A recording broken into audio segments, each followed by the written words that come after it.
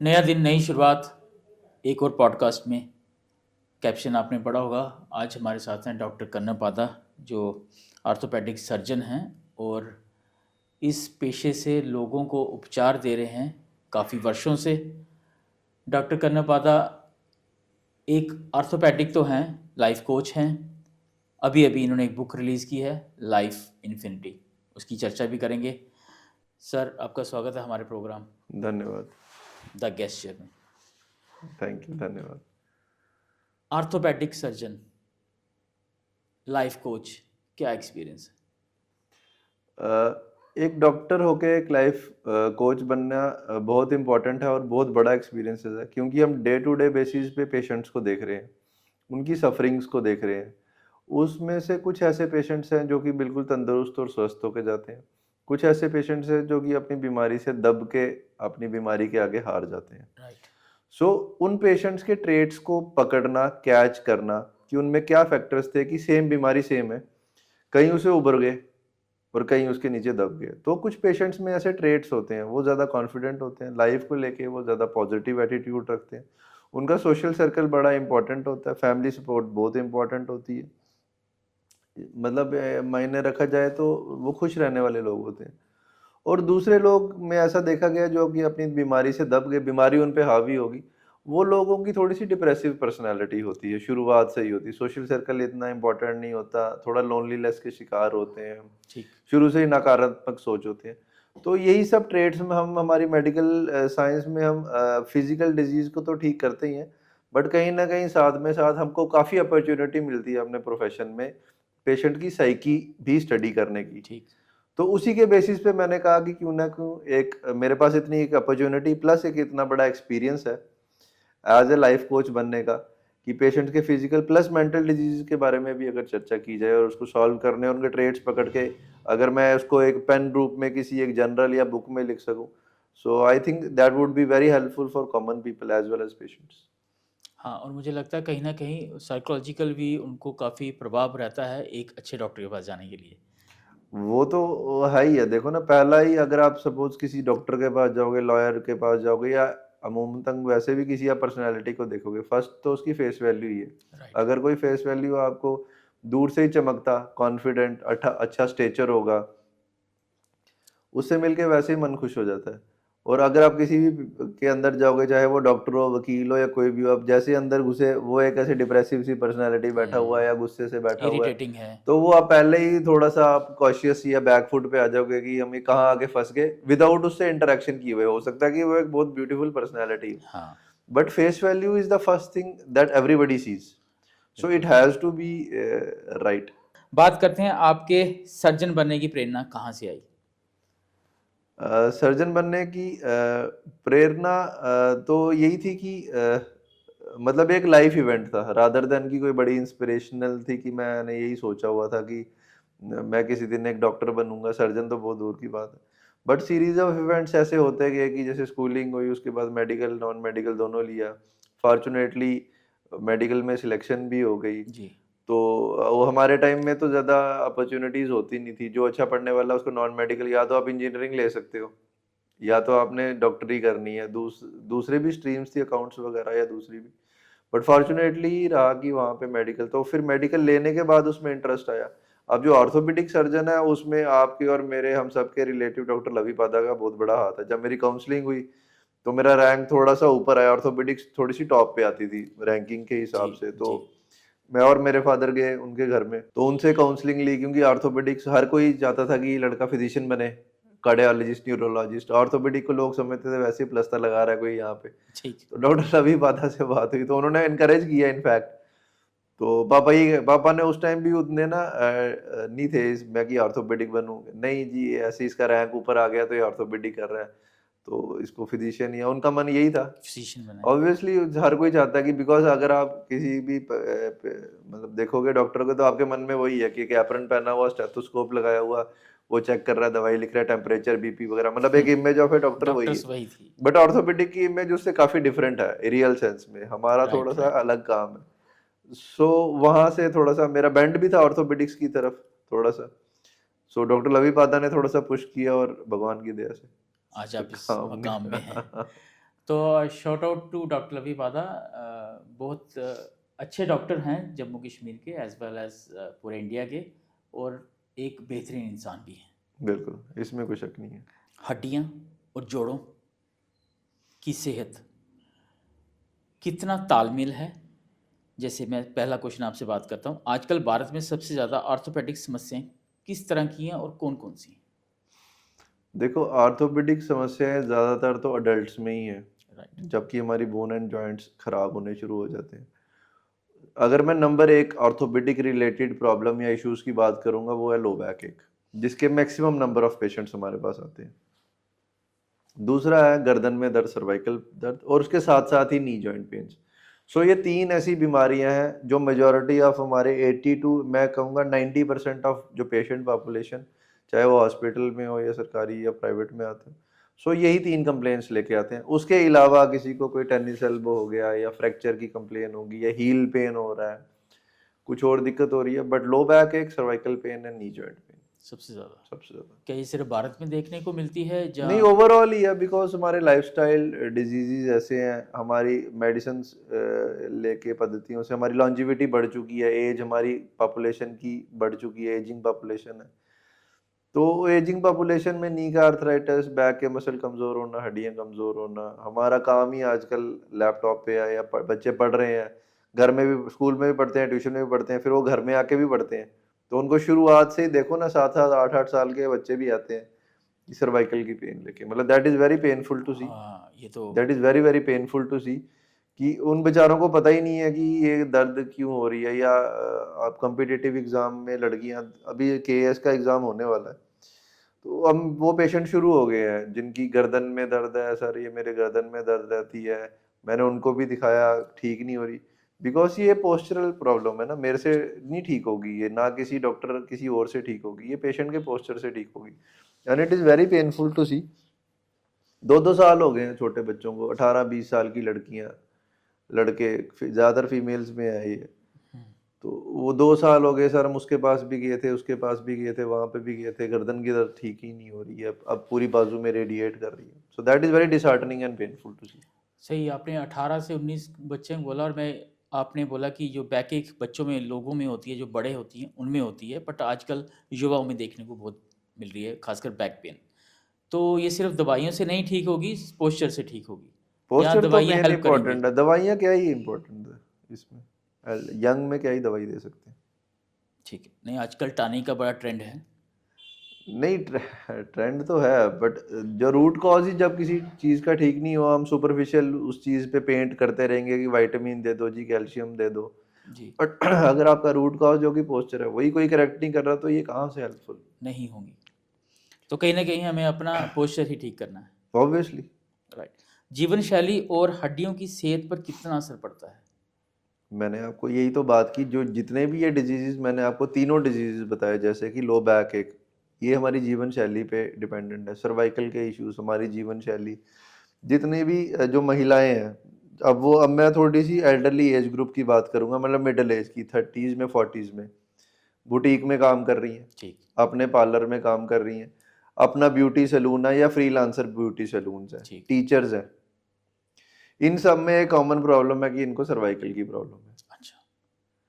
और कई जगह तो हमने ये भी देखा गया कि they are the sole bread earners of their family, because किसी की फैमिली डिस्प्लेस्ड है, कुछ है, हस्बैंड अपने प्रोफेशन को वो सही तरह से नहीं कर पा रही है। क्योंकि इन सब भी प्रोफेशन में कॉमन चीज़ है, bad posture of the neck. So ये लाइफस्टाइल डिजीज है। दूसरा बैक एक हो गया, ये लाइफस्टाइल, प्रोलॉन्ग सिटिंग, आजकल लड़के जो है मतलब कंप्यूटर पे काम कर रहे हैं, ऑनलाइन काम कर रहे हैं, बैक का पोस्चर, बैक कंटिन्यूसली स्ट्रेन में, और eight the end of the day वो फेल हो जाती है, इट फेल्स अंडर प्रेशर। आज नहीं होगी, 6 महीने पे होगी, साल 2 साल पे होगी। डिस्क प्रोलैप्स, जो कि आमतौर पे माना गया कि कोई हैवी वेट पड़ा हो नीचे, उसको उठाने से, या फॉरवर्ड बेंडिंग या कुछ उससे उससे हो रहा है, आजकल बैठे बैठे हो रहा है। मतलब पेशेंट्स आएंगे, typical sign and symptoms of a disc low back ache, तो एक ब्रॉडर इशू है ना कि कमर दर्द है, डिस्क प्रोलैप्स उसका एक कॉज है, और वो एक खतरनाक कॉज है, जैसे कि डिस्क बल्ज हो गया, वो नर्व कंप्रेस कर रहा है, टिपिकल उस सिम्टम्स के साथ आएंगे। जब उनसे हम पूछेंगे हिस्ट्री की, आपने कोई भारी सामान उठाया? नहीं। आप कोई जिम जाते हो, कुछ करते हो? नहीं सर। नहीं। फिर ये कैसे हुआ? सर मैं कुछ नहीं कर रहा, मैंने ना आज तक कोई भारी सामान उठाया, ना कुछ किया, मैं कुछ नहीं करता, सुबह उठ के सिर्फ लैपटॉप पे बैठता हूँ, अपना काम करता हूँ 8-10 घंटे को। सिर्फ बैठे बैठे रहने से बैक पे वो फोर्सेस आ रही हैं जो कि एक हैवी वेट 100 किलो के वजन उठाने से आ रही है। और उन अच्छा। उन यंग पेशेंट्स को, जैसे कि 20-25 साल के जो लड़के जो बाहर काम कर रहे हैं, पूना, दिल्ली वगैरह, जब वो वापस आते हैं, तो उनका MRI कराओ तो वहाँ पे डिस्क बल्ज हुआ होता है। तो ये ये भी लाइफस्टाइल चेंजेस है। एल्डरली में आप देखोगे घुटनों की तकलीफें हो रही है आजकल के। पहले जो हमारे घर होते थे वो मोस्टली ग्राउंड फ्लोर होता था, ठीक है। छत पे तो कोई जाता ही नहीं, छत एक बना होता था कि कभी चले गए तो चले गए। धूप आजकल डबल सेकने के लिए। स्टोरी। धूप तो पहले ऐसा होता था कि आगे पीछे बिल्डिंग्स ही नहीं होती थी, धूप तो बेड़े में ही आ जाती थी। हाँ। धूप लेने के लिए भी आपको ऊपर नहीं ऊपर जाना नहीं पड़ता जाना था, पड़ता था, बेड़े में आती थी। वो वहीं आए थे। सिटी में हो सकता है बट बाकी घरों में तो ऐसा होता नहीं था। आजकल तो single storey, double storey, triple storey. हम कहाँ रहते हैं? हम डबल स्टोरी पे रहते हैं। नीचे मेरे जेठ जेठानी, आज ही पेशेंट आया था, नीचे मेरे जेठ जेठानी रहते हैं, हम ऊपर रहते हैं। दिन में 3 बार ही ऊपर जाना पड़ता है, किचन नीचे है, ऊपर जाना पड़ता है। घुटनों की दर्द तो होगी ना, होगी। होगी, क्यों पर नहीं होगी। कुछ लोग फिटनेस फ्रीक ये भी रिकमेंड करते हैं कि जितना चलोगे उतने आपके घुटने सही रहेंगे। कितना सही है ये? देखो हम अब आप ऐसा कह लो कि अगर मैं एग्जांपल दूं कि आपने एक बाइक खरीदी है, अब आप उसको जितना चलाओगे, ठीक है, इंजन खुल रहा है, सब कुछ हो रहा है, अच्छी अच्छी वर्किंग कंडीशन में, जितना चलाओगे उस पर रस्ट नहीं लग रही है, जंग नहीं लग रही है, it is in a good condition because आप उसको रेगुलरली यूज कर रहे हो। ठीक। बट अगर आप उसकी दूसरी साइड देखोगे, टायर तो घस रहे हैं ना, इंजन में फ़र्क तो आ रहा है ना। इंजन में भी फर्क आ रहा है, टायर भी घस रहे हैं, क्लच प्लेट भी घस रही है, उसकी ब्रेक शू भी घस रहे हैं ना।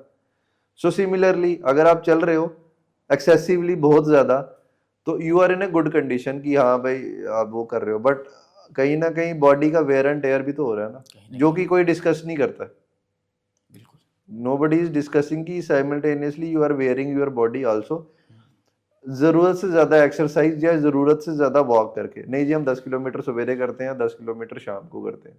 ठीक। आजकल ट्रेंड भी है 10,000 कदम पूरे करने हैं। वही मैं कह रहा हूँ ना, ये ट्रेंड्स हैं जिनका कोई साइंटिफिक बेसिस नहीं है। नहीं। आजकल हर कोई जो है ना एक कोच बना हुआ है। जितने भी जिम के लड़के हैं या जिम जाते हैं या यूट्यूब, इंस्टाग्राम चैनल, ऐसे मिसलीडिंग चैनल्स हैं। Everybody is a doctor, everybody is a coach. Google doctor. हाँ, गूगल डॉक्टर की 10,000 आपको स्टेप्स चलने हैं, कैलोरी इनटेक ऐसा करना है, वो करना है, वो करना है। इवन कुछ ऐसे जिम के जो कोचिज हैं वो दवाइयों के नाम भी बता देते हैं। नहीं, अच्छा। जॉइंट पेन के लिए आपको जी टेंडोमैक खानी है, उसके लिए आपको डाइसरीन खानी है। मतलब वो इनफैक्ट दवाइयों के नाम रील्स पे बता रहे हैं। अच्छा। हमने ये टेंडोमैक खाई, विटामिन डी का ये सैशे ले लिया, विदाउट हैविंग नॉलेज कि उसके कंपोनेंट्स क्या हैं, ठीक। उसमें क्या है, कोलेजन है, म्यूचोपॉलीसेचुराइड्स हैं, क्या है क्या नहीं है, डाइसरीन होता क्या, ग्लूकोसामीन है, मतलब जो साइंटिफिक हाँ नाम है। साइंट कुछ नहीं पता। हमको वो खाने हैं। मतलब आप अपने क्लाइंट्स को कर देंगे, आप 3 महीने का कोर्स कर लो इसका, विटामिन डी का 3 महीने का कोर्स कर लो, विटामिन सी खाया करो, लिम सी खाया करो, मतलब without having any scientific knowledge है। तो कहीं ना कहीं डेंजरस है। Obviously dangerous. और जितनी डेंजरस जो है ना सेहत के लिए जिम है ना, because of all these factors, उतनी कोई हो नहीं। तो आई आई विल ऑलवेज टेल कि अगर आपको कोई एक्टिविटी करनी, go for any type of sports. Okay. Football Khelo, hockey Khelo, cricket खेलो, ये खेलो। जिम का एक टाइम है जो कि 25-30 साल के बाद ही शुरू होनी चाहिए। आजकल it is very painful and disheartening to see young लड़के, स्कूल गोइंग 12वीं के लड़के या उसके बाद के लड़के जिम आते हैं, right. And they abuse every kind of drug available. Right. घर से वो निकलेंगे हाई कैफीन लेके, मतलब इतनी कॉफी पी के किसी भी दिमाग बंदे का ना दिमाग हिल जाए। कॉफी तो अब छोड़ ही दी है ना, कॉफी नहीं। आजकल प्री वर्कआउट्स आए हैं जिसमें हाई डिग्री ऑफ कैफीन है, वो लेके निकलेंगे, जिससे वो जिम में 1 घंटा करेंगे। जिम के अंदर वो कुछ और सब्सटेंस लेंगे, मतलब फिर घर जाके प्रोटीन डब्बे वाले, प्रोटीन तक भी बात ठीक है। शॉर्टकट्स के लिए लोग आजकल स्टेरॉइड्स लेना शुरू हो गए हुए हैं, और वो एक ट्रेंडिंग में है। स्टेरॉइड्स ले रहे मस्कुलर बनने हैं, के लिए। मस्कुलर बनाने के लिए स्टेरॉइड्स ले रहे हैं। हमारे हार्मोन्स बॉडी के इतने इंपॉर्टेंट होता है, ग्रोथ हार्मोन। आजकल ग्रोथ हार्मोन के जो इंजेक्शन है हम ट्रीटमेंट में देते हैं कि किसी में ग्रोथ हार्मोन कमी, आजकल वो लेना शुरू हो गए। अच्छा। आपने थायराइड की एक मेडिसिन देखी होगी, इंसुलिन, इंसुलिन के इंजेक्शन लेते हैं जो कि शुगर को कम करने के लिए यूज होता है। आजकल बॉडी बिल्डिंग में इंसुलिन के इंजेक्शन यूज होते हैं, बिल्कुल, काफ़ी ट्रेंडिंग में आजकल। काफी ट्रेंडिंग में। थायराइड को किसी का अगर कम थायराइड हो तो उसका थायराइड बढ़ाने के लिए हमारे पास एक दवाई होती है, वो ले रहे हैं ताकि बॉडी का मेटाबॉलिज्म थोड़ा सा तेज हो जाए और फैट लॉस वगैरह हो। सो मतलब जिम में there is every kind of abuse, be it physical, mental, क्या हाई कैफीन लेने की वजह से। तो कहीं ना कहीं आप लोगों को जिम, छोटी उम्र में जिम जाने के बजाय आप कोई स्पोर्ट को चुने, जो एक पारंपरिक तरीका था हमारे हिंदुस्तान का। जीवन शैली की बात हुई सर, हमारी बात हो रही थी कि हर एक की हड्डियों की प्रॉब्लम आ रही है। क्या जो लोग सर्दियों में आपको ज़्यादा प्रॉब्लम्स के लिए बताते हैं कि मेरी बैक एक हो रही है, मेरे टेनिस एल्बो हो रही है, या मेरे सर्वाइकल बड़ी, सर्दियों का मौसम का कुछ फ़र्क पड़ता है? नहीं, ऑब्वियसली मौसम में क्या होता है कि हमारी बॉडी के मसल्स और ब्लड वेसल जो कॉन्ट्रैक्ट कर जाती हैं थोड़ा सा। ठीक। तो जिस एरिया में ब्लड फ्लो कम होगा वहाँ पे पेन होना और उसकी रिकवरी होना ना वो थोड़ा डिफिकल्ट हो जाता है, because blood flow is very important कि वहाँ पे वो जो एसेंशियल न्यूट्रिएंट्स हमारे पहुँचे। और वहाँ पे एक्सरसाइज के बाद जो हमारे वेस्ट प्रोडक्ट्स प्रोड्यूस होते हैं बॉडी के, जिनमें कि एक बड़ा इंपॉर्टेंट है लैक्टिक एसिड, अच्छा। उसको वो ले जाए वहाँ से मसल से, ताकि मसल की रिकवरी हो। ठीक। सो जब हमारे मसल कंट्रैक्ट कर जाते हैं, ब्लड वेसल, ब्लड फ्लो पहुँचता नहीं है, हम्म। सो तभी वो फिर ये बैक एक या मतलब जो भी मस्कुलोस्केलेटल डिसऑर्डर्स होते हैं तो वो इसको सर्दियों में ज़्यादा देखेंगे। तो इसको ठीक क्या करना चाहिए कि एक आम इंसान जो रूटीन वाला इंसान है, सुबह उठता है, काम करता है, बट उसको इस तरह की समस्या सर्दियों में ज़्यादा आती हैं? नहीं, proper warm up, warm up. Warm up और जो भी आप एक्सरसाइज कर रहे हो सर्दियों में उसकी इंटेंसिटी थोड़ी सी कम कर देनी चाहिए। अच्छा। हमारे बुजुर्ग ही देख लो आप, सर्दियों में अपना एक्सरसाइज, वॉक एक्सरसाइज वगैरह वो काफ़ी कम कर देते हैं सुबह के टाइम। कुछ लोगों की समस्या होती है सुबह बिस्तर से जब वो उठते हैं तो उनका जिस्म अकड़ा हुआ था, अकड़न होती है शरीर में, पीठ में, तो उसके कारण और कैसे उसको ठीक किया जाए? उसके कारण तो मल्टी फैक्टोरियल, सबसे इंपॉर्टेंट तो अगर आपको सवेरे उठते हैं दैट मीन्स कि आपकी मेट्रेस प्रॉपर नहीं है, आपका सोने का पोस्चर प्रॉपर नहीं है, अच्छा। हो सकता है कि आपका पिल्लो ही प्रॉपर नहीं है। काफ़ी चीज़ें हैं। हाँ, यही ये सबसे इम्पोर्टेंट तो यही हो गया कि आप, दूसरा है कि आपने पिछली रात को जो है इतना काम कर लिया कि आपकी बॉडी स्ट्रेस ट्रेंड है, रात को आपको सही तरह से नींद नहीं आई है या आपकी रिकवरी नहीं हो रही है। और मल्टीपल चीज़ें हो सकती हैं। मल्टीपल चीज़ें हैं, हो सकता है कि उसको बैक के ही ऐसे इश्यूज हों, किसी को डिस्क प्रोलैप्स की प्रॉब्लम हो, लिगामेंट वगैरह खींचे हो, उस वजह से लेटे लेटे जब उसकी कमर एक ही पोस्चर में रहती है तो वो अकड़ जाती है। मतलब देयर आर वेरियस थिंग्स जिसको कि पेशेंट को सॉर्ट आउट कर, मतलब पूछना पड़ेगा कि व्हाट एग्जैक्टली हम्म। एक इंडिविजुअल पेशेंट, मतलब जनरलाइज नहीं कर सकते कि नहीं हर कर के साथ सकते है। हैं। हर एक इंडिविजुअल का थोड़ा सा देखना होगा। क्योंकि मैं आपको ये इसलिए पूछ रहा हूँ क्योंकि जब पीठ में अकड़न होती है हम उसी समय गूगल खोलते हैं और उससे इलाज पूछ लेते हैं, तो कितना हार्मफुल है, जो हमारी ऑलरेडी बात हो चुकी है इस पे। ऑब्वियसली देखो गूगल जो है ना, मतलब गूगल, या आजकल तो कोई भी गूगल भी नहीं चला रहा। इनफैक्ट आजकल इंस्टा तो रील खोल चैट लेते हैं। Chat GPT, chat GTP, chat हाँ। जीपीटी एक पेशेंट गूगल आया, मतलब gem, Gemini. I was surprise. हाँ, जेमिनाई हो गया, चैट जीपीटी और एनी हो गई। तो यही डिस्क प्रोलैप्स का ही आया, सेम सेम प्रोफाइल, 20-25 साल का लड़का है, पुणे में काम करता है, यहाँ उसका एमआरआई वगैरह कराया तो उसको डिस्क प्रोलैप्स आया।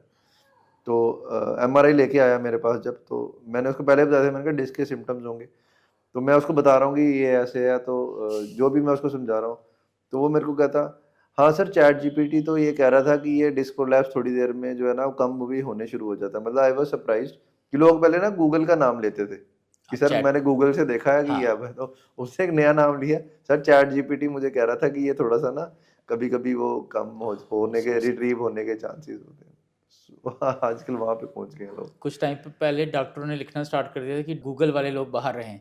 मुझे लगता है अब ये भी चीज़ें ऐड हाँ, ऑन करनी गूगल पड़ेगी। सर्च इंजन देखो ना, अब सर्च इंजन या जिसको हम एसईओ कहते हैं, सर्च इंजन ऑप्टिमाइजेशन वगैरह, अब तो वो खत्म कर दी है उसने। खत्म कर अब तो आपको चैट उस पे, मतलब एआई पे डालोगे तो वो आपको पूरा डिस्क्रिप्टिव आंसर दे देगा दिया। उसका, और एंड में रेफरेंसेस भी दे देगा, जैसे परप्लेक्सिटी वगैरह है, सब वो तो कुछ। रेफरेंसेस और सोर्सेज के साथ दे देते हैं। हाँ।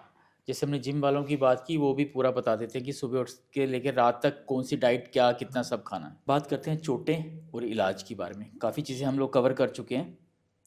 किसी को खेलते वक्त ऑफिस टाइम कहीं फ्रैक्चर होता है तो पहला स्टेप क्या होना चाहिए?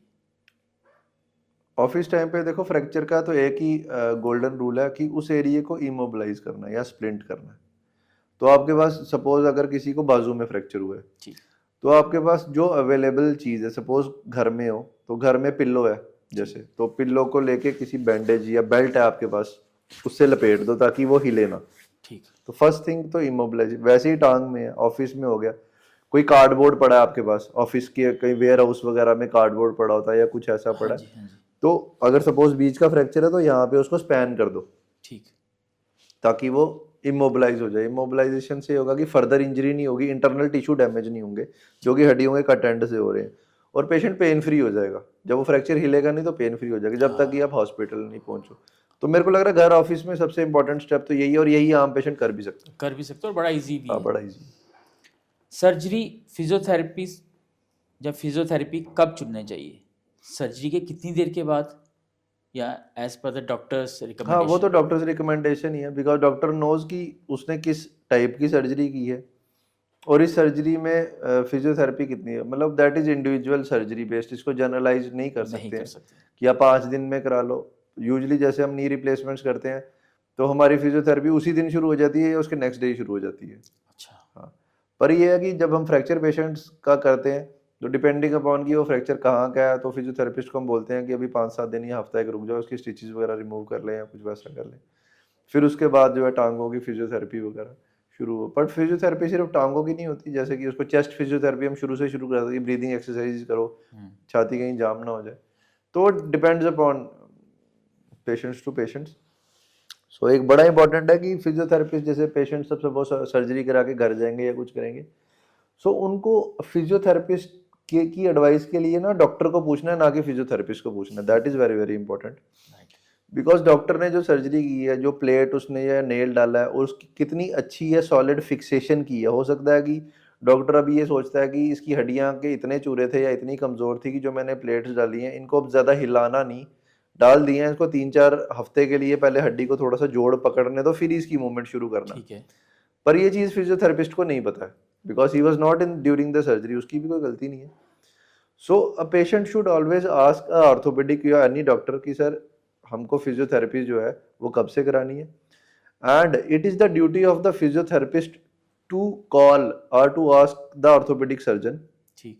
कि सर आपने ये सर्जरी कर दी है, फिजियोथेरेपी के लिए भी आपने बोल दी है, बट आप मेरे को बताओ कि how aggressive you want this patient की फिजियोथेरेपी। अगर आप कॉन्फिडेंट हो तो I can make him stand and walk on the next day, या अगर आपको लग रहा है तो आई कैन डिले, अब इसको थोड़ा ही वेट पढ़वाता हूँ मैं, 10% पढ़वाऊंगा और ग्रेजुअली।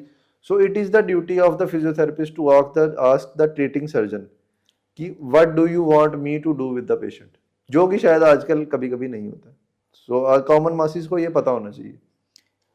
एक चीज़ डॉक्टर साहब देखी गई है कि जिस जिस जगह पे हम, जिस लोकेशन में हम लोग रहते हैं, यहाँ पे किसी का एक्सीडेंट होता है, वो यहाँ से दूसरी शहर की तरफ जाता है, जब वहाँ पे इलाज हो जाता है, बट फर्दर उसके बाद ट्रीटमेंट उसको नहीं मिलता है, तो कितने ऐसे पेशेंट आपको मिलते हैं और कितना मुश्किल होता है उनको रिकवर करने में?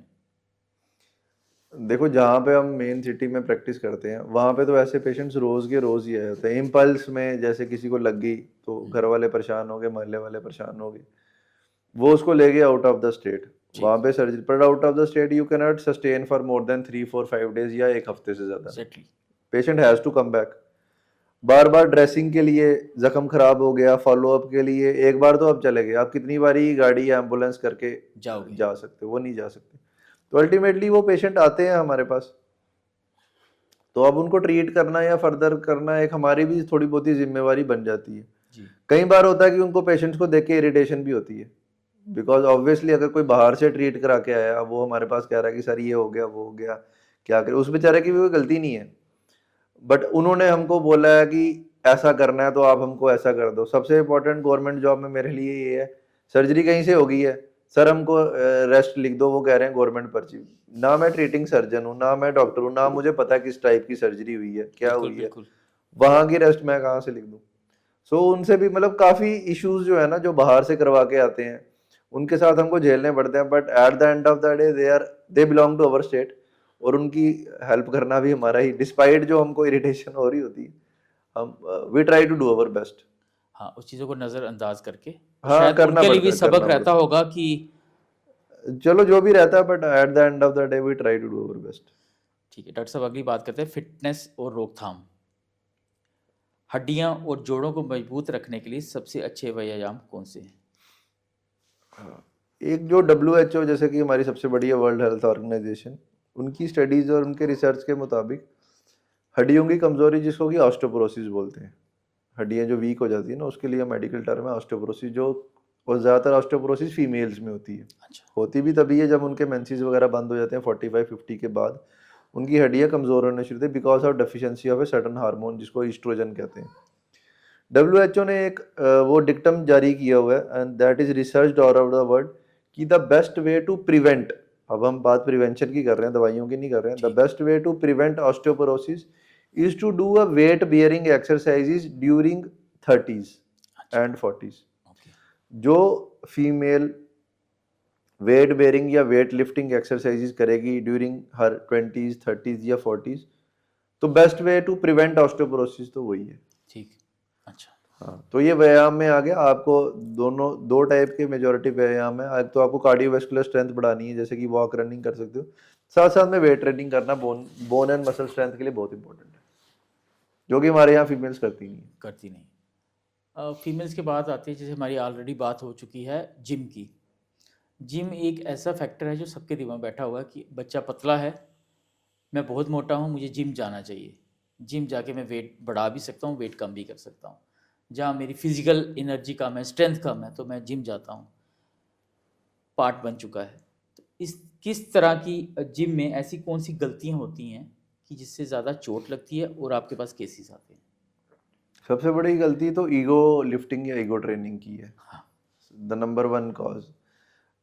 मतलब आप वीडियोस देख रहे हो इंस्टाग्राम पे, वो देख रहे हो बड़े बड़े फिटनेस एथलीट्स देख रहे हो, बॉडी बिल्डर देख रहे हो, रूनी कोलमैन देख रहे हो, वो 600 किलो 700 किलो, तो वो स्लोगन भी पीछे से आता है कि light weight baby we have to lift, ये वो, तो वो जोश जोश में अंडर द इन्फ्लुएंस ऑफ, जो मैंने बात की, कैफीन, हाई इनटेक ऑफ हाँ, कैफीन, कैफीन।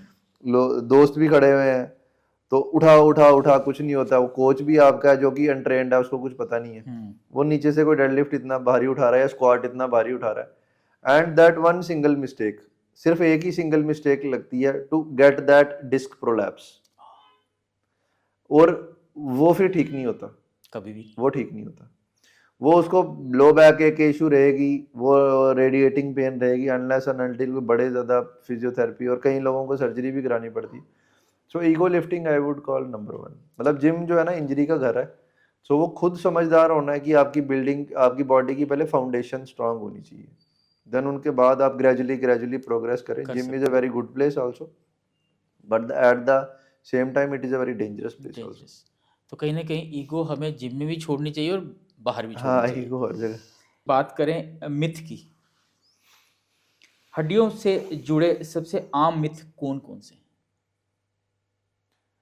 हड्डियों से जुड़ा, हाँ, एक कॉमन मिथ मैं बड़ा सुनता हूँ कि डालडा घी खाने से घुटनों की ग्रीस बनती है। अच्छा।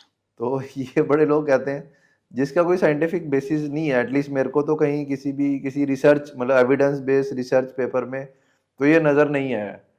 बट ये एक बहुत बड़ा मिथ है जो लोग कहते हैं, वो मैं इसका समझ नहीं पाया। बिकॉज ग्रीस जो है वो एक साइनोवियल, हमारे घुटनों पे या किसी भी जॉइंट पे साइनोवियल फ्लूइड की लेयर होती है, वो सेल्स होते हैं और वो वहां से साइनोवियल फ्लूइड निकलता है, जिसको कि हम आम भाषा में ग्रीस कहते हैं।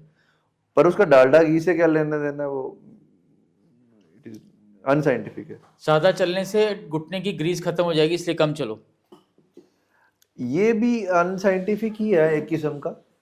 तो क्योंकि मोबिलाइजेशन से हमारे वो सेल्स स्टिमुलेट होते हैं, जिनसे कि साइनोवियल फ्लूइड या ग्रीस जिसको आप कह रहे हो वो बनता ही है। बट एक्सेस ऑफ एवरीथिंग, जैसे हमने पहले भी डिस्कस किया, इज बैड। बहुत ज्यादा चलना, बहुत ज्यादा running, squatting, jumping, high jump करना, that is dangerous for the knees as well as cartilage. एक छोटी सी कार्टिलेज अगर इंजरी हो जाए वहां पे, तो फिर वो नी का ऑस्टियोआर्थराइटिस बड़ी जल्दी हो जाता है। मैं टांग पे टांग रख के बैठता हूँ, मैं लेटता हूँ एक तरफ, तो मेरी बाजू या पाँव सुन्न हो जाते हैं। ये इसमें नसों की प्रॉब्लम है कि हड्डियों की प्रॉब्लम है? ये प्रॉब्लम किसी की भी नहीं है, बिकॉज अच्छा। आपके पोस्चर से उस टाइम पे वो नर्व या नस कंप्रेस हो रही है। ये मैकेनिकल प्रॉब्लम है। Mechanical problem. जैसे आप ठीक करोगे पोस्चर, वो ठीक हो जाएगी। ठीक हो दे जाएगी। तो आप किसी चीज पे प्रेशर डाल रहे हो ना, जैसे आपने प्रेशर उठाया तो ठीक, ये प्रॉब्लम नहीं है, प्रॉब्लम नहीं है। That is mechanical thing. उंगलियां चटकाना से मेरे को अर्थराइटिस हो सकता है, उंगलियां टेढ़ी हो सकती हैं? ये बहुत बड़ा मिथ है। इस अच्छा। पे यानी इस पे मैंने अपने इंस्टाग्राम चैनल पे एक रील भी बनाई हुई है, बड़ी इंटरेस्टिंग रील है। So there is no scientific proof to tell कि अगर उंगलियों के वो हम क्रैकलिंग करें तो इससे आर्थराइटिस वगैरह डेवलप। ऐसा नहीं। नहीं। कुछ लोगों में देखा गया है कि कुछ देर के बाद वो फिल्मी स्टाइल में ना गर्दन ऐसे करते हैं, आवाज़ करते हैं, अपनी बाजू में आवाज़ करते हैं। वो उनकी प्रॉब्लम है या कुछ वो भी मेडिकल की प्रॉब्लम है? वो बिहेवियरल प्रॉब्लम है।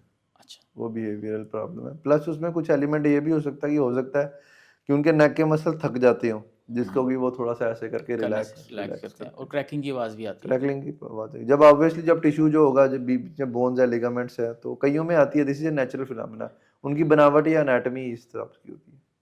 कुछ लोग बैठते हैं उठते हैं उनको चटक की आवाज़ आती है घुटनों से। मैं वही कह रहा हूँ ना, दैट इज एनाटॉमिकल प्रॉब्लम, उनकी नी जॉइंट की बनावट ही इसलिए, इट डज नॉट मीन कि उनकी नी जॉइंट खराब है या कुछ वैसा है, कईयों की एनाटॉमी इस हिसाब से होती तो है। पर फ्यूचर में ऐसा कोई प्रॉब्लम नहीं हो सकती?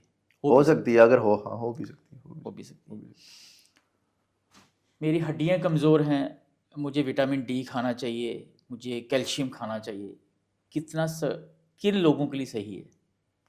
ये उन्हीं लोगों के लिए सही है जिनमें एक्चुअल में विटामिन डी की कमी है। तो अगर तो आपने विटामिन डी कभी नहीं लिया, क्योंकि विटामिन डी जो है वो कैल्शियम की अब्जॉर्प्शन करता है, कैल्शियम तो हम खा रहे हैं लेकिन अगर शरीर में विटामिन डी की कमी होगी तो वो कैल्शियम जो है ना अब्जॉर्ब नहीं होता, वो निकल जाएगा विद स्टूल्स और यूरिन। ठीक है। सो अगर हमारी बॉडी में कैल्शियम विटामिन डी होगा मौजूद तो फिर कैल्शियम जो है वो अब्जॉर्ब हो जाएगा, अच्छा। अब्जॉर्ब होके वो डिपॉजिट हो जाएगा हमारी हड्डियों पे। तो हड्डियां जो है ना हमारी, मतलब calcium is the most important and the main mineral अच्छा। ऑफ हड्डियां, जहाँ पे वो डिपॉजिट होता है। लेकिन हमारी हड्डियों का जो फ्रेमवर्क है ना, ढांचा, वो प्रोटीन से बना होता है, दैट इज कोलेजन। अच्छा। ढांचा है वो कोलेजन से बना हुआ है, कैल्शियम आके उस ढांचे पे डिपॉजिट हो रहा है, ठीक है। प्लस अदर मिनरल्स है, फास्फोरस हो गया, मैग्नीशियम हो गया, बोरान हो गया, हम्म। बट मेन कोलेजन है जो कि प्रोटीन है, और डेपोजिशन हो रही है कैल्शियम की, और उस डेपोजिशन को हेल्प करता है विटामिन डी। Vitamin D. बढ़ती उम्र और हड्डियों की समस्याएं, ये बचपन फैक्ट है। में ज़्यादा उछल कूद की, अब बुढ़ापे में प्रॉब्लम है। यही हो गया ना जो मैं आपको पहले एग्जांपल दे रहा था हम्म। कि अगर ज़्यादा आपने स्ट्रेंथ ट्रेनिंग कर ली है, जिम में कोई इंजरी होगी जिसको नज़रअंदाज कर दिया, या सपोज हमारे पास मिलिट्री और पैरामिलिट्री फोर्सेस वाले बेचारे बहुत आते हैं जिनकी नी जॉइंट में लिगामेंट इंजरी हो चुकी है, कमर में डिस्क बड़ा प्रोलैप्स है, क्योंकि उनका इतना हार्डशिप होती है, वहाँ से डॉक्टर को दिखाने का उनके पास टाइम नहीं होता, वो बड़ी मुश्किल से छुट्टी लेके आते हैं। सो ओल्ड एज में जाके उनको दिक्कत तो ऑब्वियसली होगी हो सकती है। होगी। किसी के घुटने में समस्या है, अब वो चाहता है कि वो घुटना या री रिप्लेसमेंट करे, पर कुछ साथी ये समझाते हैं कि नकली घुटने ना डालो, प्रॉब्लम होगी। कितना फैक्टर, कितना ख़राब काम है। नी रिप्लेसमेंट की इंडिकेशन ये है कि अगर किसी को इतनी ज़्यादा पेन है कि वो अपनी डेली एक्टिविटी, जैसे कि आप चाहते हो कि भाई मैं सुबह उठ के थोड़ी बहुत ही मॉर्निंग वॉक करूँ, अपने दोस्तों यारों से मिलूँ, बाहर जाके सब्जी खरीद लूँ, कम से कम बाथरूम तक तो चले जाऊँ, पेन फ्री रहूँ, और आप देखोगे जिनको नी की प्रॉब्लम है वो लिम्प करना शुरू कर देते हैं, इस तरह इस तरह इस तरह हाँ चलते हैं। बिल्कुल। तो अगर ये सब हो रहा है और पेशेंट को लग रहा है कि अब मेरी क्वालिटी ऑफ लाइफ जो है वो डिक्रीज हो रही है, तो करना चाहिए। तो फिर ऑब्वियसली करानी चाहिए, क्यों नहीं करनी चाहिए। क्या अर्थराइटिस को रोका जा सकता है? आर्थराइटिस को प्रिवेंट किया जा सकता है, पर एक बार डेवलप हो जाए तो फिर उसको रोकना, फुल स्टॉप लगाना थोड़ा डिफिकल्ट है। उसकी प्रोग्रेशन की स्पीड हम स्लो कर सकते हैं विद एक्सरसाइज और मेडिसिन। अच्छा। बुजुर्ग लोग अपनी मोबिलिटी कैसे लंबी उम्र तक बना रख सकते हैं, या आम लोग? मोबिलिटी के लिए तो एक्सरसाइज ही है, बहुत ज़रूरी है। बहुत किस ज़रूरी तरह की है। बेसिक एक्सरसाइज होनी जैसे चाहिए? हमारे हिंदुस्तान में योगा सबसे इम्पोर्टेंट है, सूर्य नमस्कार हो गया, योगा हो गया, ये हमारी मोबिलिटी, ये सारी तो मोबिलिटी एक्सरसाइज ही है ना। योगा में जो भी हो रहा है that is mostly mobility exercises only. तो जिसको योगा पसंद है वो योगा करे, जो स्ट्रेचिंग करता है, वीडियोस वगैरह, जिसको जिम जाना पसंद है वो जिम जाए। तो लेकिन व्यायाम और एक्सरसाइज तो बहुत इंपॉर्टेंट है, ओवरडू कोई ना करे, पर डेली एक रूटीन होनी चाहिए, आधा पौना घंटा की रोज की एक्सरसाइज तो होनी करनी चाहिए। चाहिए। आजकल अगर आप देख रहे हैं एआई का ज़माना है, रोबोटिक का ज़माना भी था और चल भी रहा है। आपकी फील्ड में, आर्थोपेडिक सर्जन की फील्ड में या आर्थोपेडिक में कितना अहम रोल अदा कर रही हैं ये चीज़ें? हमारी देखो ना नी रिप्लेसमेंट जो है आजकल वो रोबोटिक उसमें आ गया हुआ है, जी। तो उसमें हो रही हैं। स्पाइन सर्जरीज में रोबोट आ गया हुआ है। कैंसर सर्जरी जो कि ऑर्थोपेडिक कैंसर सर्जरीज है, उसमें हमने अगर पेशेंट का कोई पार्ट, सपोज हड्डी या कैंसर वाली हमको निकालनी है, तो उस हड्डी को रिकंस्ट्रक्ट करने के लिए हमें एआई की मदद से 3D प्रिंटिंग करनी पड़ती है। 3D प्रिंटिंग के हिसाब से वो पूरा पीस जो है निकलता है, जो कि हम पेशेंट को अपना पार्ट निकालने के बाद वो पार्ट जो है ना वो फिट करते हैं। सो 3D प्रिंटिंग होती है यहाँ पे। हाँ। So technology has obviously overtaken. आजकल आप सिर्फ सिंपल एक्सरे देखो, आपको रिपोर्टिंग की भी सबसे ज़्यादा एआई का जो फर्क पड़ रहा है वो मतलब रेडियोलॉजिस्ट को पड़ रहा है। अच्छा। आपने कुछ नहीं करना, आपने एक एक्सरे करना है, और जैसे एक्सरे की मशीन है और उस मशीन में सॉफ्टवेयर एआई का डाला हुआ है, आपने चेस्ट एक्सरे करवा के रख दिया और आपने एआई को करना है कि इसको रिपोर्ट कर। और such beautiful report it will give कि वो पूरी डिटेल्ड बता देगा इसकी ये है। तो उसमें डायग्नोस्टिक्स में अल्ट्रासाउंड कर दिया, अल्ट्रासाउंड घुमाने वाला होना चाहिए और उस अल्ट्रासाउंड के को इंटरप्रेट, एमआरआई को इंटरप्रेट, सीटी स्कैन को इंटरप्रेट करने वाला फिल्म एआई के पास होनी चाहिए वो। तो बहुत इंपॉर्टेंट रोल प्ले कर। और मेरी तो ये रिकमेंडेशन है कि with time everybody should adopt to AI. और ऐसा डरना नहीं चाहिए कि that it will replace, it will definitely not replace, but हमको इससे काम कैसे लेना वो हमें आना चाहिए to enhance our practice, rather than कि वी शुड गेट अफ्रेड कि एआई कर देगा। एआई कुछ नहीं करेगा, वो हमारे हमको उससे फायदा कैसे लेना है वो आना चाहिए। जैसे कभी कोई टाइम कंप्यूटर आए थे, जो टाइपिस्ट थे वो कहते थे कि कंप्यूटर आ जाएंगे तो हम लोग किसी को नुकसान कोई नहीं नुकसान नहीं कोई नुकसान नहीं होता। डॉक्टर साहब, जैसे हम आगे बढ़ रहे हैं, मुझे लगता है कि हमारे जो व्यूवर्स हैं उनके लिए कहीं ना कहीं फ़ायदा होगा और जो बाकी लोग हैं उनको भी फ़ायदा होगा। कुछ शॉर्ट्स टिप्स और सलाह आपसे लेंगे हम। ऐसी कौन सी 3 आदतें जो हड्डियों को सेहत तुरंत सुधार सकती हैं हमारी हड्डियां? Daily exercises, right, good quality sleep and good nutrition. Nutrition में क्या? न्यूट्रिशन में एक balanced diet according to the patient age and body weight और बिल्ड उसके हिसाब से। कौन से संकेत मिलने पर डॉक्टर से तुरंत मिलना चाहिए? देखो हमारे ऑर्थोपेडिक में तो यही है कि सपोज अगर कोई पेन है that is not settling 3 to 4 days से, वो सेटल नहीं हो रही है और वो बढ़े जा रही है, एक नंबर। एनी पेन और any symptom associated with fever, any pain और any symptom associated with weight loss, any pain और any symptom associated with anorexia. Anorexia means कि भूख नहीं लगना। तो ये सारे जो है ना, ये डेंजर और रेड फ्लैग साइंस की तरफ इशारा कर रहा होता है कि ये कॉमन बैक एक तो हो सकती है, बट शायद उससे अलावा कोई डेंजरस एंटिटी भी हो सकती है। So these are the red flag signs जिसमें आपको वेट नहीं करना है और then you have to reach your doctor जितनी जल्दी हो सके। आप लाइफ कोच बने, अब आपकी बुक पे आते हैं। बुक लिखना आसान नहीं है, अगर आसान होता तो शायद हर एक लिख रहा होता। पूरे दिन की आपकी थकान, आपका काम, उसके बाद आके बुक लिखना, वो भी इतने सेंसिटिव टॉपिक पे, लाइफ कोच की तरह आपने लोगों के सामने आना, कैसे बैलेंस किया? देखो मेरे को जैसे हर किसी को ना अपनी नीश या अपनी मतलब अपने अंदर का वो पता होता है कि हमारे अंदर क्या एक टैलेंट है। जैसे आपको पता है कि आप उसमें हो या पेंटिंग जो भी। तो मेरे को शुरू से ही ऐसा लगता था कि I can motivate people, because मेरी पर्सनैलिटी मेरे को लग रही थी कि आई एम ए पॉजिटिव, मतलब मेरी ज़िंदगी की तरफ थोड़ी सी ना पॉजिटिव सोच आउटलुक है। और जो भी कोई घर में हो गया, वाइफ होगी, फ्रेंड्स हो गया, तो जो भी आता है तो मतलब मेरे में टैलेंट था भाषण देने का, टू गिव दैट मोटिवेटिंग भाषण टू एनीबडी, पॉजिटिव तरीके से मोटिवेटिंग भाषण देने का, वो एक टैलेंट था।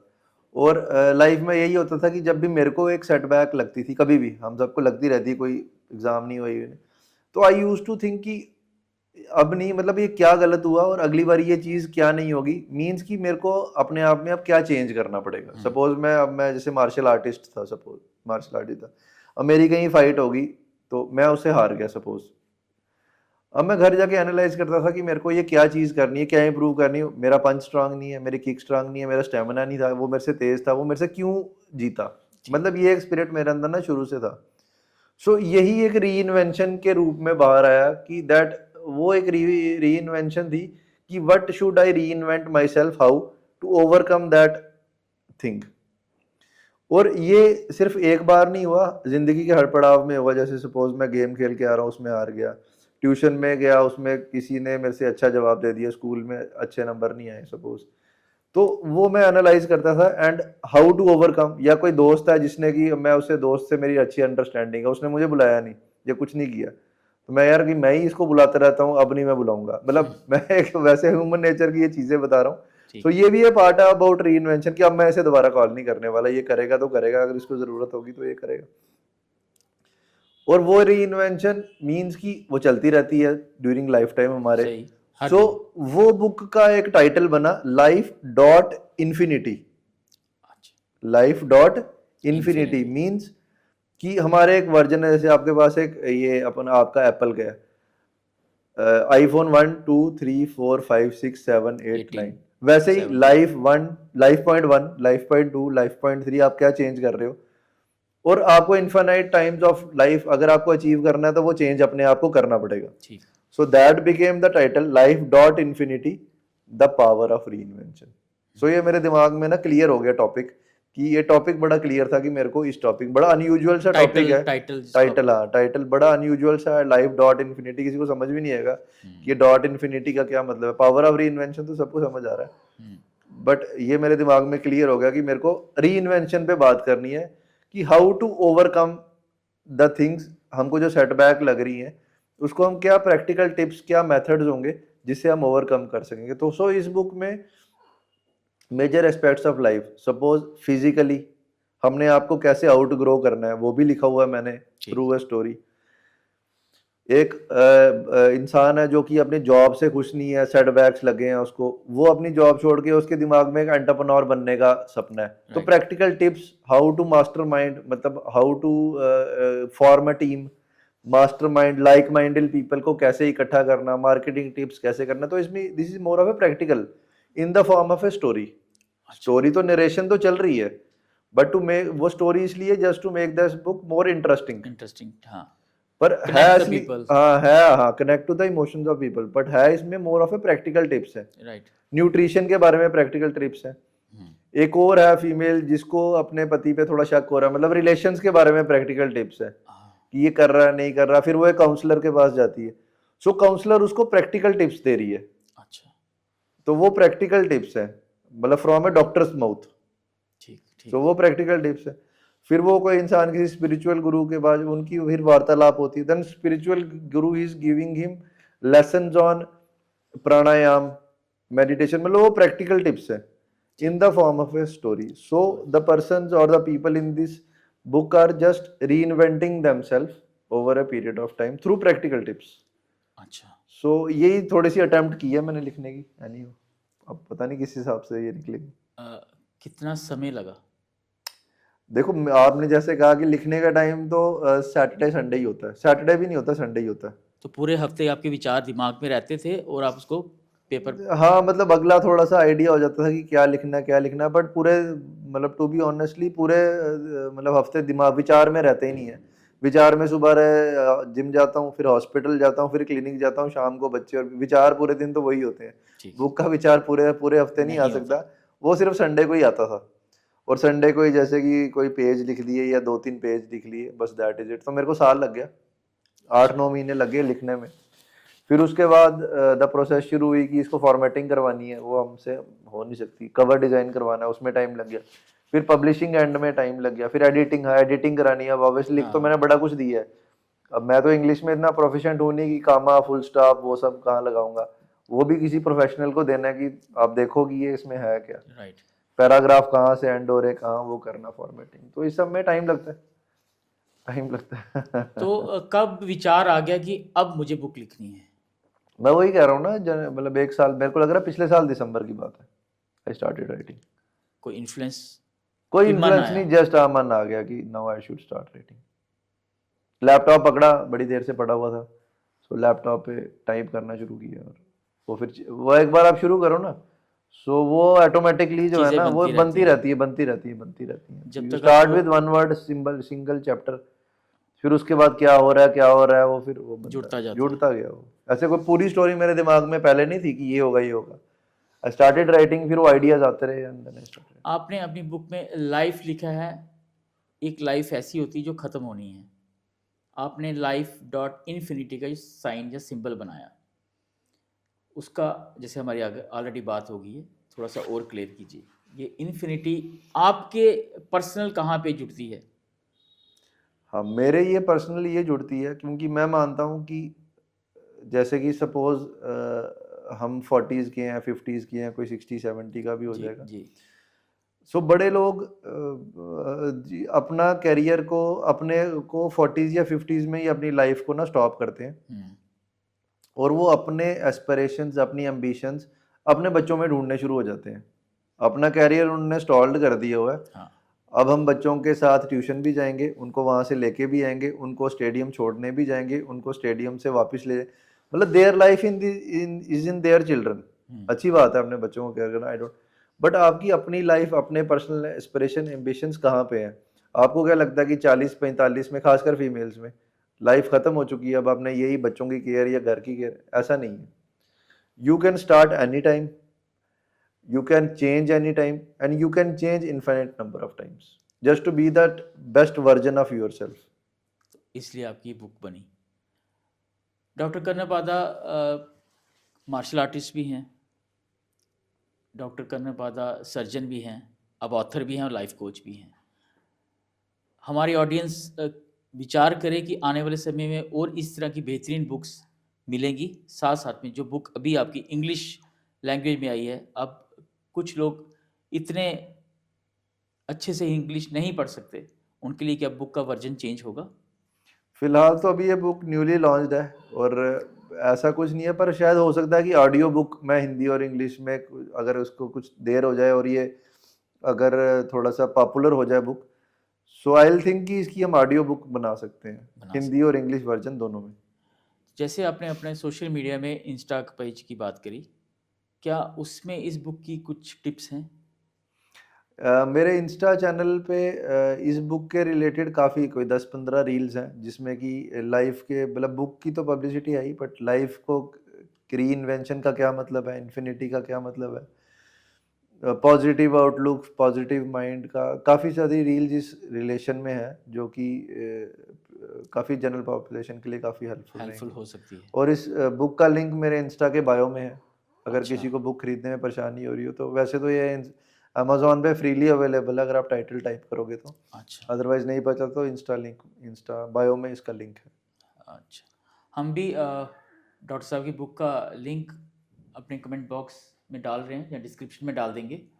आप वहाँ से भी सही रास्ते पे पहुँच के और अपनी लाइफ को सही सुधार सकते हैं। डॉक्टर साहब, बुक लिखी है आपने, कितनी सेटिस्फेक्शन है? ऑब्वियसली अपना नाम किसी बुक में देखना, जो कि मतलब फैमिली में देख लोगे या आगे पीछे के फ्रेंड्स वगैरह में भी मैं देख लूँगा, या इवन अपने टीचर सर्कल जो हमारे डॉक्टर सर्कल है, तो I rarely find anybody who has written a book, और दैट इज़ बीइंग, अब उसमें मैंने अपने डेडिकेशन की है टू अवर फादर मदर, उनका नाम भी आया है। अब चलो लिखा तो मैंने ही है, but it feels really satisfying, वो भी पढ़ रहे हैं और उनका भी नाम किसी बुक में है, जो कि अमेजोन जो कि एक इंटरनेशनल प्लेटफॉर्म है, राइट। वहाँ पे वो डिस्प्ले हो रही है। 100 से ज़्यादा लोगों ने खरीदी भी है। कुछ लोग ऐसे भी होंगे जो कि वो पहले प्रीफेस या इंट्रोडक्शन वो पढ़ रहे होंगे, माय डेडिकेशन या acknowledgements to my father mother, तो it is highly satisfying, satisfying कहीं ना हाईली कहीं होती है। सेटिस्फाइंग। और मैं ये कहूँगा कि जो भी उस बुक को पढ़ रहा है या पेजेस पढ़ रहा है ना, तो मतलब he is praising out of proportion. एक तो होता है ना कि यार बहुत अच्छी बुक लिखी है, वेरी गुड जॉब तुमने ये किया, मतलब जो प्रेजेस मिल रही हैं that is out of context. मतलब आने वाले समय में हम एक्सपेक्ट करें कि आप और भी कुछ बुक्स लिखेंगे? हाँ श्योर, मेरे दिमाग में अभी भी एक बुक का आइडिया है। सो पहले इस बुक को थोड़ा सा और पॉपुलर होने दो, तो देन आई थिंक इस साल के मिड में मैं शायद वो लिखना शुरू करूँ। एक और लिखने जाएंगे। डॉक्टर साहब, आप हमारे शो में आए, हमने आपकी बुक की बात करी, आप सर्जन से लाइफ कोच की तरफ भी आ रहे हैं और सर्जन तो आप हैं ही। आपका बहुत बहुत धन्यवाद हमारे प्रोग्राम द गेस्ट चेयर में आने के लिए। धन्यवाद सर। धन्यवाद सर, थैंक यू। तो आज जो हमारी आज द गेस्ट चेयर में हमारे गेस्ट थे, आप इनकी बातों से इंस्पायर तो हुए हैं। स्पेशल रिकमेंडेशंस हैं बुक के लिए, आप इसको पढ़िए और आईडी हम डॉक्टर साहब की दे देंगे लिंक में, आप वहाँ पे रिव्यू दे सकते हैं। फिर एक बार नेक्स्ट टाइम किसी और गेस्ट के साथ द गेस्ट चेयर में। धन्यवाद।